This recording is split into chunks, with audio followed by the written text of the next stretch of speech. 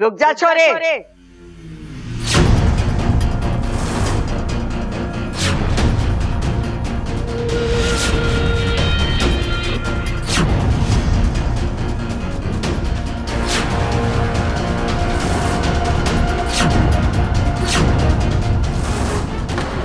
इतनी रात तू कहाँ गई थी, क्यों गई थी?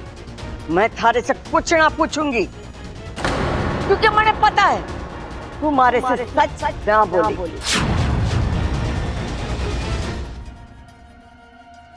दादी वो मैं इच्छा, आज तुम कुछ नहीं बोलोगी। आज हम बोलेंगे और तुम सुनोगी। इतना बड़ा राज छुपाया तुमने हमसे। अब तू बोलेगी या मैं सबको बताऊं? आखिर वही हुआ जो नहीं होना चाहिए था। मयूरेश ने दादी को मेरी सच्चाई बता ही दी। अब बात को खींचने का कोई फायदा नहीं है। इच्छा, जो है बता दे, बोल दे सबको कि तू इंसान नहीं, एक इच्छाधारी नागिन है।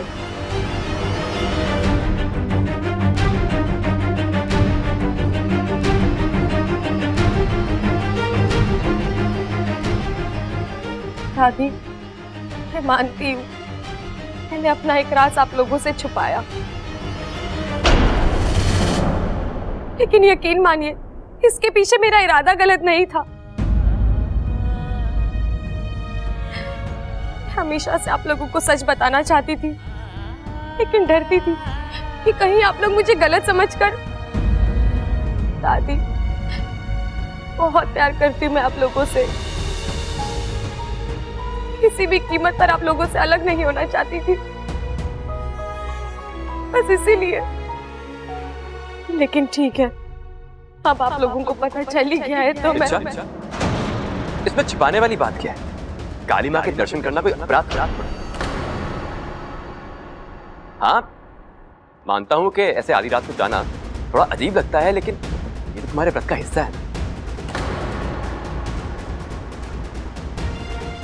पर इतना तो यहाँ हर कोई समझ सकता है।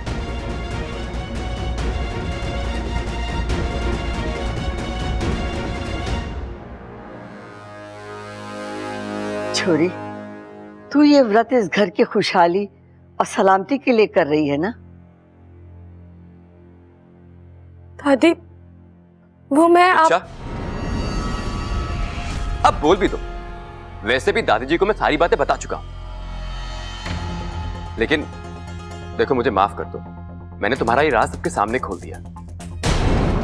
अच्छा, मैं क्या करूं? मुझे ये बिल्कुल भी अच्छा नहीं लग रहा।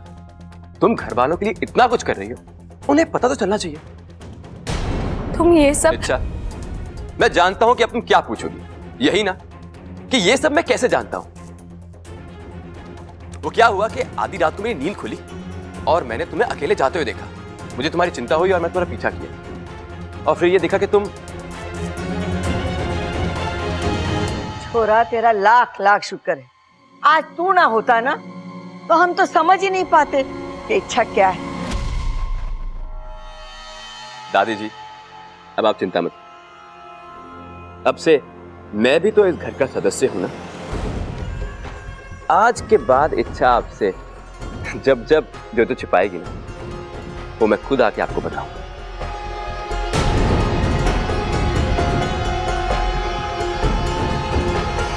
दादी, मैं जानता हूं कि जो इच्छा कर रही है वो उस घर की भलाई के लिए कर रही है, लेकिन इस तरह आधी रात को घर के बाहर जाना, वो भी घर में बिना किसी को बताए, मुझे पागलपन लगता है। ये बात तो मैं भी मानती हूँ बबल। छोरी, आजकल का जमाना बड़ा खराब। अगर तुझे जाना था तो इस घर में से किसी को अपने साथ ले जाती। इच्छा, जिस तरह तू इस घर को खोना नहीं चाहती, ये घर भी तुझे नहीं खोना चाहता। तुझे अपना ख्याल रखना चाहिए। इच्छा रोज रात काली माँ के दर्शन करने जाती है, और ये बात उसने मुझे नहीं बताई। और इस मयूरेश ने एक ही रात में कैसे? मैं कब से देख रहा हूं दोनों को, कुछ चल रहा है इनमें।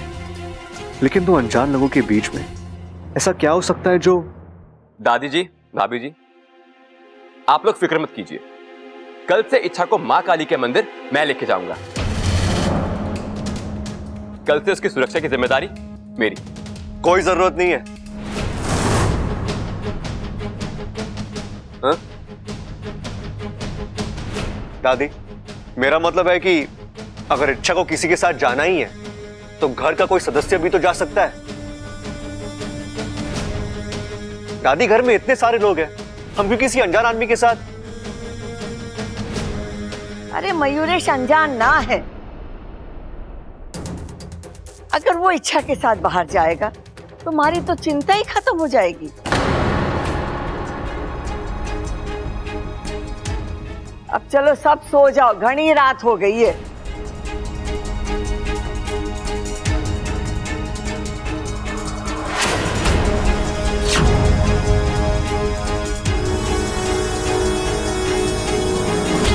ये मयूरेश आखिर चाहता क्या है?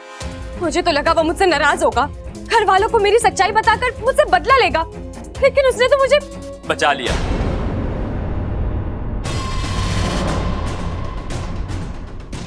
यही तो खासियत होती है हम प्यार करने वालों की। हम अपनी चाहत को डूबने नहीं देते, बचा लेते। बकवास बंद करो। ये बताओ तुम्हारे दिमाग में चल क्या रहा है? जब तुम आसानी से मेरा राज खोल सकते थे तो तुमने क्या सोचकर मुझे?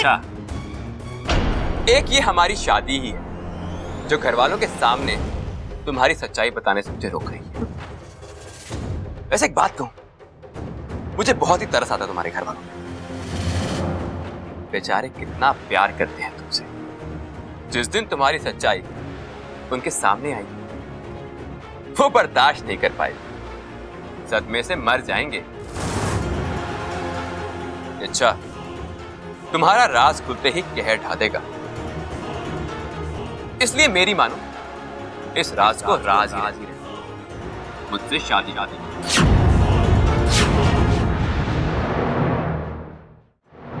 मैंने कहा ना, हमारी शादी कभी नहीं हो सकती। और फिर तुम तो एक मोर हो। मोर नागों के सबसे बड़े दुश्मन होते हैं, फिर भी तुम अपनी दुश्मन से। अच्छा, अब प्यार आ गया दुश्मन पे तो क्या करें? इच्छा, आज हम दुश्मन हैं, लेकिन ये जरूरी तो नहीं कि हम जिंदगी भर दुश्मन बन के रहें। एक कदम तुम बढ़ाओ, एक कदम मैं बढ़ाऊं, दोस्ती भी हो जाएगी और प्यार। तुम मेरी समझ के बाहर हो। अच्छा है, जिस दिन मैं तुम्हारी समझ में आया उस दिन तुम मुझे अपने दिल में आने से रोक नहीं पाओगी। मयूरेश, अच्छा बस, अब और बहस नहीं। अब तुम ये तय कर लो, तुम्हें मुझसे शादी करनी है या फिर अपनी नाके अंजाम करते हैं।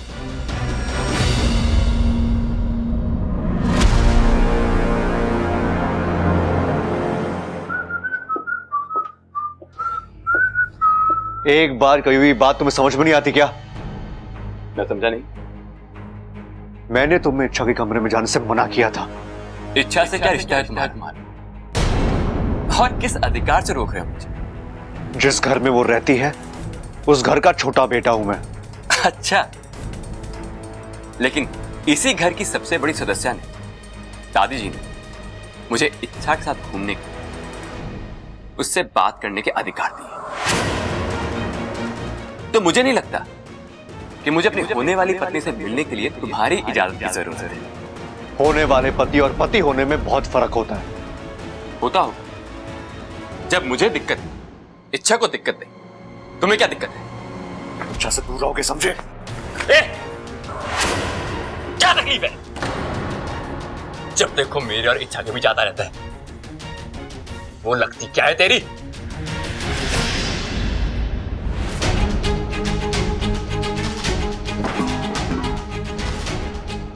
अपनी जुबान, हाथ और अकड़ काबू में रखो। ये पहलवानों का घर है। शराफत से रहोगे तो लाड मिलेगा। जिस दिन शराफत छोड़ दी ना, तो भी पछाड़ मिलेगा। और हां, रही बात इच्छा और मेरे रिश्ते की, तो वो तुम्हें जानने की जरूरत नहीं है। तुम बस इतना याद रखना जब तक तुम्हारी शादी इच्छा के साथ नहीं हो जाती ना मयूरेश, तुम इच्छा से दूर रहोगे, बहुत दूर।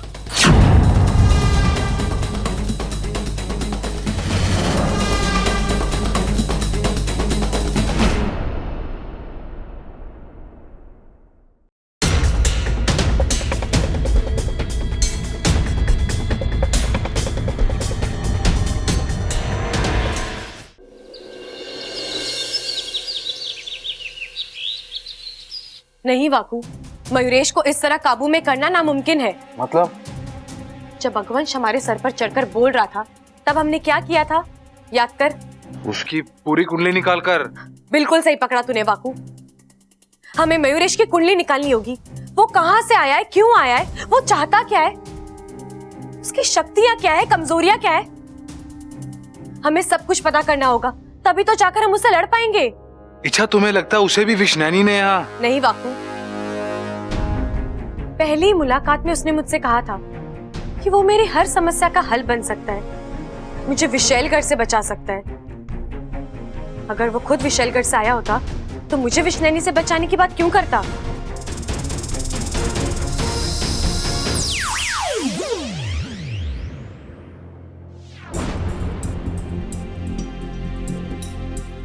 अच्छा माँ, अच्छा आप आ गई। मैं आप ही को याद कर रही थी।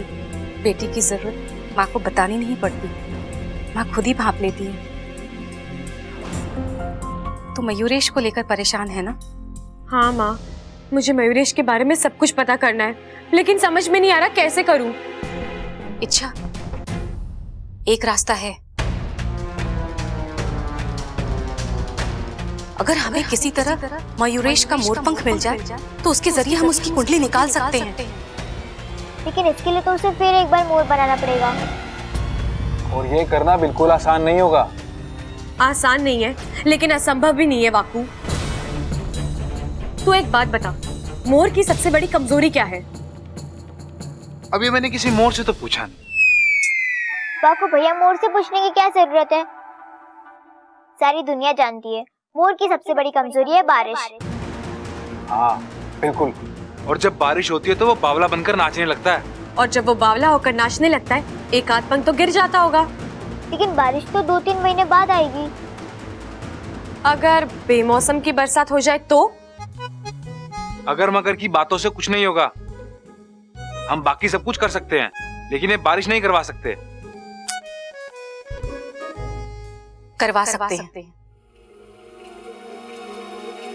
कैसे? बादलोत्पन्न क्रिया से।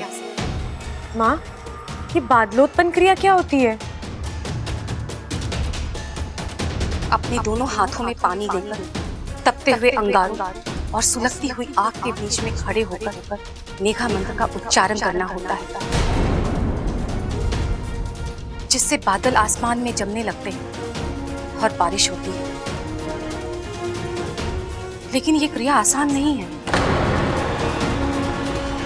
इस क्रिया के दरमियान शरीर की गर्मी बेतहाशा बढ़ने लग जाती है और शरीर अंदर और बाहर से झुलस जाता है, खून जलने लगता है। और अगर ये क्रिया सही समय पे संपन्न नहीं हुई तो जान भी जा सकती है।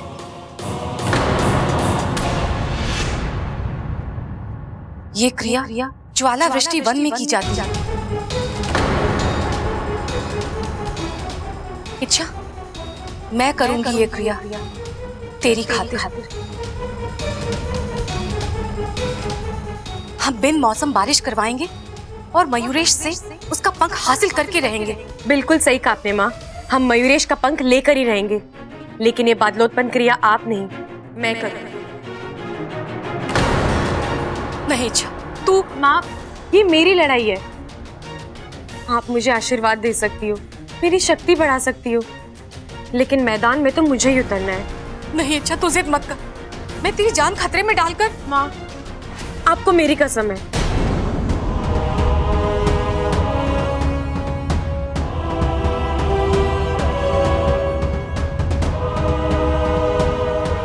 तू नहीं मानेगी ना? आखिर बेटी किसकी हो? अच्छा गुनगुन, अब तुम मेरी बात ध्यान से सुनो। ये क्रिया मैं आज ही करूंगी। जैसे ही मयूरेश मोर बनेगा, तुम जाकर उसका पंख छीनोगी। और मैं क्या करूंगा? वही जो हर बार मेरी गैर हाजिरी में करते हो। नहीं नहीं नहीं नहीं, मैं दोबारा इच्छा नहीं बनूंगी। मेरा मतलब है मैं दोबारा इच्छा नहीं बनूंगा। इच्छा तुम मुझे हमेशा। वाकू, तू मेरे लिए इतना नहीं कर सकता? इच्छा मैं तुम्हारे लिए सब कुछ कर सकता हूँ, लेकिन ठीक है इस बार करता हूँ, लेकिन अगली बार नहीं। वो हम बाद में देखेंगे।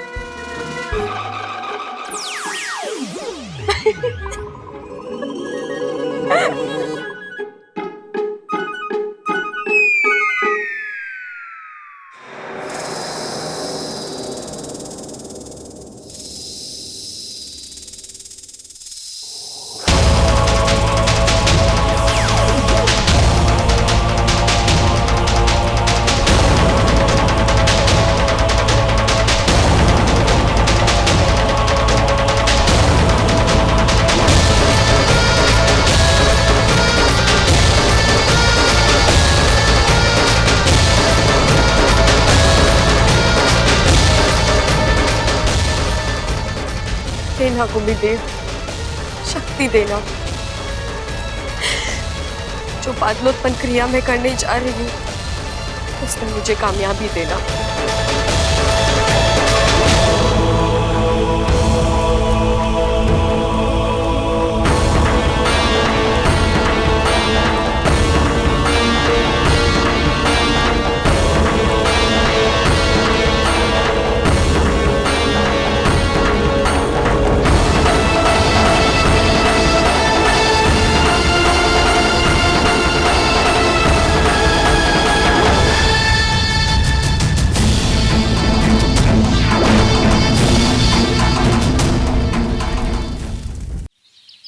मुझे एक बात बताओ, हम दोनों अच्छी तरीके से जानते हैं कि इच्छा और बब्बल एक दूसरे से बहुत प्यार करते हैं। हाँ करते हैं। तो मेरे को एक बात बताओ, इच्छा शादी से मना क्यों कर रही है? और बब्बल बेवकूफ इच्छा की शादी किसी और से कराने पे क्यों तुला हुआ है? प्यार में ऐसा भी होता है क्या? अरे होता तो ना है, पर क्या करें हम, ये दोनों कुछ बोलने को तैयार ही ना है। भाई छोड़ो उन दोनों को, मेरे दिमाग में खतरनाक आइडिया है। इच्छा खुलकर कुछ ना बोल रही ना, कोई दिक्कत ना है, हम उससे मन में बुलवाते हैं। मन की बात आप सुन लेते हो, फट से पकड़ लेना उसको। अरे वाह क्या आइडिया सोचा है, चल आजा। इच्छा, इच्छा क्या हम अंदर आ सकते हैं? आप अंदर आ चुके हैं। ओ, अरे कोई बात ना, अपने लोगों के साथ कैसी फॉर्मेलिटी, क्यों छोटे। हाँ इच्छा एक बात पूछनी थी, तू प्यार किससे करती है? दुनिया में मेरी शादी और मेरे प्यार के अलावा और कोई मुद्दा बचा है कि नहीं? कुछ और बात करते हैं ना? नहीं, हम तेरी शादी के बारे में ही बात करेंगे। हम बाहर से तय करके आए थे। हाँ हाँ, जल्दी बता दे कि तू प्यार किससे करती है। अब अरे खुल के ना, तो मन में ही बता दे। सुबह सुबह कोई काम नहीं है क्या इन्हें जो मुझे तंग कर रहे हैं?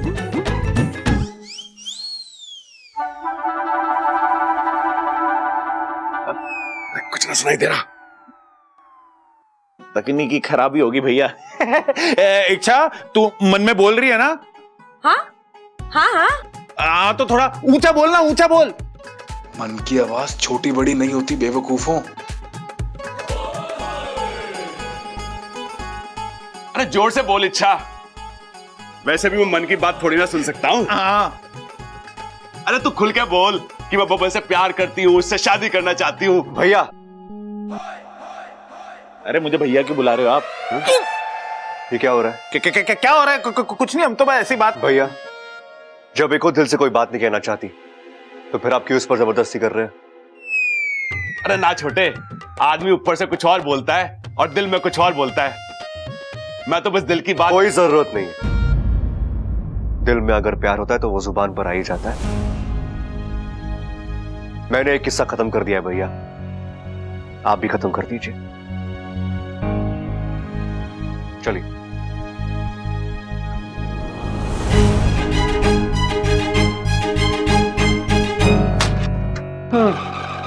बच गया बाकू।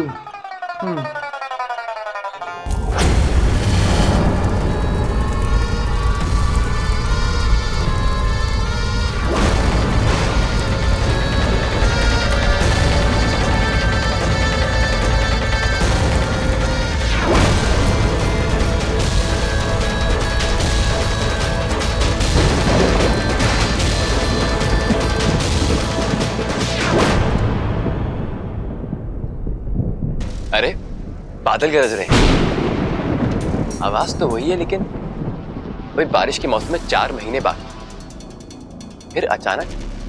अरे शायद मुझे ही वहम हो रहा है। नहीं, ये मेरा वहम नहीं, बादल गरज रहे, बरसात वाले बादल। लगता है कि बिन मौसम बरसात होने वाली है।